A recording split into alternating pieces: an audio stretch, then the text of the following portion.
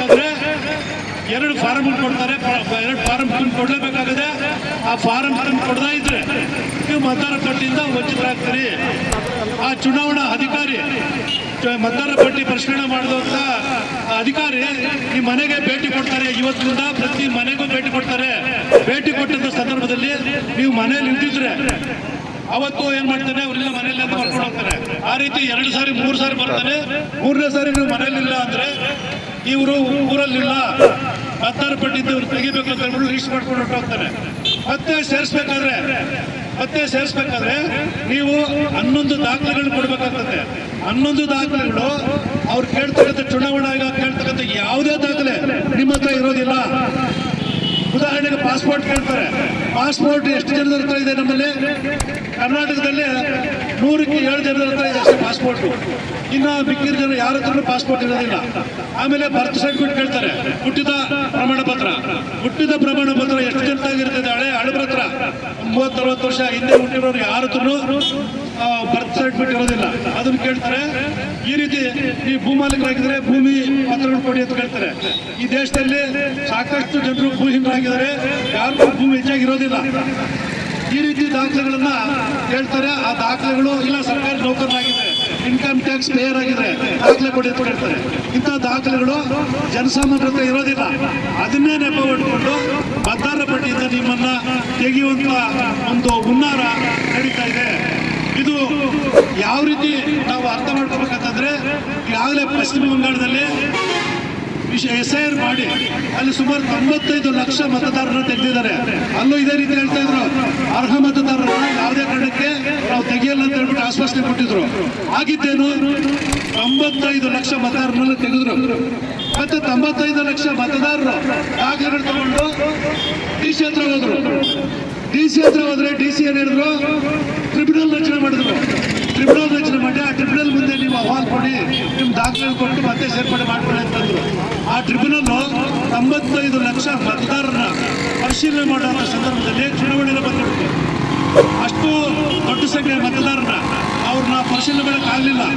ಕೇವಲ ಕೆಲವು ಸಾವಿರ ಮತದಾರರನ್ನ ಮಾತ್ರ ಪರಿಶೀಲನೆ ಮಾಡಿ ಆ ಮತದಾರರನ್ನ ಗುಣಿಸಿ ಇನ್ನ ಲಕ್ಷಾಂತರ ಮತದಾರರನ್ನ ಅಲ್ಲಿ ಮತದಾರರ ಪಟ್ಟಿಯಿಂದ ಹೊರಗಾಕೋದು. ಮತದಾರರಿಂದ ಪಟ್ಟಿಯಿಂದ ಹೊರಗಾಕೋದು ಒಂದೇ ಅಲ್ಲ, ನಮ್ಮ ಜನಗಳು ಏನಂತ ಗೊತ್ತಾರಂದ್ರೆ, ಆಯ್ತು ಬಿಡಿ ಮತದಾರರ ಪಟ್ಟಿಯಿಂದ ತೆಗೆದ್ರೆ ಒಳ್ಳೇದಾಯ್ತು, ಯಾರಿಗೋ ನಾವು MLA MP ಓಟ್ ಹಾಕ್ತಿದ್ವಿ, ಅವ್ನು ಬದುಕುವಂತಿದ್ದ ಓಟ್ ಹಾಕ್ಸ್ಕೊಂಡು ನಮ್ಗೇನು ಹಾಕ್ಲಿಕ್ಕಿಲ್ಲ, ಬೇಡ ಬಿಡಿ ಓಟ್ ಹಾಕ್ತಿದ್ರೆ ಚಿಂತೆ ಇಲ್ಲ, ನಾವೇನೋ ಅವ್ರು ಬೇರೆ ಕೆಲಸಕ್ಕೆ ಹೋಗ್ತೀವಿ, ಓಟ ಬೇಡ ಬಿಡಿ ಅಂತ ಹೇಳ್ಬಿಟ್ಟು ಕೆಲವರು ಅಂದ್ಕೊಳ್ತಾ ಇದ್ದಾರೆ, ಅಸಡ್ಡೆ ಮಾಡ್ತಾ ಇದ್ದಾರೆ. ಆದ್ರೆ ಪರಿಣಾಮಗಳು ತುಂಬಾ ತೀವ್ರವಾಗಿದೆ. ಮತದಾನ ಪಟ್ಟಿಯಿಂದ ಯಾರು ಹೆಸರು ತೆಗಿತಾರೆ, ಆ ಹೆಸರು ತೆಗೆದಂತವರಿಗೆ ಸರ್ಕಾರದಿಂದ ಯಾವುದೇ ರೀತಿ ಸೌಲಭ್ಯ ಸರ್ಕಾರ ಕೊಡೋದಿಲ್ಲ. ಅವರ ರೇಷನ್ ಕಾರ್ಡ್ ರದ್ದುಪಡಿಸ್ತಾರೆ, ಅವ್ರ ಬ್ಯಾಂಕ್ ಪಾಸ್ಬುಕ್ ರದ್ದುಪಡಿಸ್ತಾರೆ, ಅವರ ಪೌರತ್ವ ಕಾಯ್ದೆ ಇಲ್ಲಿರೋದಿಲ್ಲ. ಏನು ಮಾಸಿ ಮುಟ್ಕೊಂಡು ಹಾಕೊಂಡು ಅವ್ರನ್ನ ಸಪರೇಟ್ ಆಗಿ ಒಂದು ಸೆಲ್ಲಲ್ಲಿ ಜೈಲಲ್ಲಿ ಇರುವಂತಹ ಸಂದರ್ಭಗಳು ಬರ್ತಾ ಇದ್ದಾವೆ. ಮತದಾನ ಕಳ್ಕೊಂಡ್ರೆ ಅವ್ರು ಸತ್ತಂಗೆ ಲೆಕ್ಕ. ಆ ಕಾರಣಕ್ಕಾಗಿ ಈ ಸಂವಿಧಾನಬದ್ಧವಾಗಿ ಸಂವಿಧಾನ ಏನು ಪ್ರಜಾಪ್ರಭುತ್ವ ಅಡಿಯಲ್ಲಿ ನಮ್ಗೆ ಪ್ರತಿಯೊಬ್ಬ ಪ್ರಜೆಗೂ ಮತದಾನ ಹಕ್ಕು ನೀಡಿದೆ.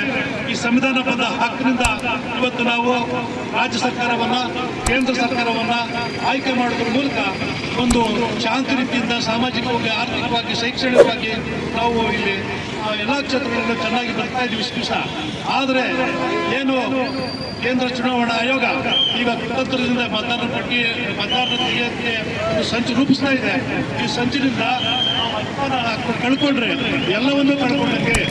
ಆ ಕಾರಣಕ್ಕಾಗಿ ನಮ್ಮ ಸಂಘಟನೆ SIR ಸಂಘಟನೆ ಈ ಭಾರತ ದೇಶದ ಪ್ರತಿಯೊಬ್ಬ ಮತದಾರರ ಹಕ್ಕನ್ನ ಉಳಿಸುವಂತ ಪ್ರಾಣ ತೊಟ್ಟು SIR ವಿರೋಧಿ ಕರ್ನಾಟಕ ಒಂದು ಸಂಘಟನೆ ಮೂಲಕ ನಾವು ಜನಸಾಮಾನ್ಯರಲ್ಲಿ ಪ್ರತಿ ಹಳ್ಳಿನಲ್ಲಿ, ಪ್ರತಿ ತಾಲೂಕು ಕೇಂದ್ರದಲ್ಲಿ, ಜಿಲ್ಲಾ ಕೇಂದ್ರದಲ್ಲಿ SIR ಅವಾಂತರಗಳ ಬಗ್ಗೆ ಜನಜಾಗೃತಿ ಮೂಡಿಸೋದ್ರ ಮೂಲಕ ಜನರನ್ನು ಸಂಘಟಿಸಿ ಏನು SIR ಜನ ವಿರೋಧ ಪ್ರಕ್ರಿಯೆ, ಸಂವಿಧಾನ ವಿರೋಧ ಪ್ರಕ್ರಿಯೆ ಏನಿದೆ ಅದನ್ನು ಎಲ್ಲರೂ ವಿರೋಧಿಸಬೇಕು ಅಂತ ಹೇಳ್ಬಿಟ್ಟು ನಾವು ಜಾಗೃತಿ ಮೂಡಿಸೋದ್ರ ಮೂಲಕ ಇವತ್ತು ನಾವು ನಮ್ಮನ್ನು ಸಂಪೂರ್ಣವಾಗಿ ತೊಡಗಿಸ್ಕೊಂಡಿದ್ದೀವಿ. ಇವತ್ತು ಅದು ಮುಂದುವರೆದ ಭಾಗವಾಗಿ ಇವತ್ತು 30ನೇ ತಾರೀಕು ಜೂನ್, ಇವತ್ತು ನಿಮ್ಮ ಮನೆಗೂ PLA ಅಧಿಕಾರಿಗಳು ಬರ್ತಾ ಇದ್ದಾರೆ, BLOಗಳು ಅವ್ರನ್ನ ಯಾವ ರೀತಿ ಎದುರಿಸಬೇಕು ಅನ್ನೋದನ್ನ ನಾವು ಈ ಜಾಥಾ ಮೂಲಕ ನಾವು ಮನವರಿಕೆ ಮಾಡ್ಕೊಳ್ತಾ ಇದ್ದೀವಿ.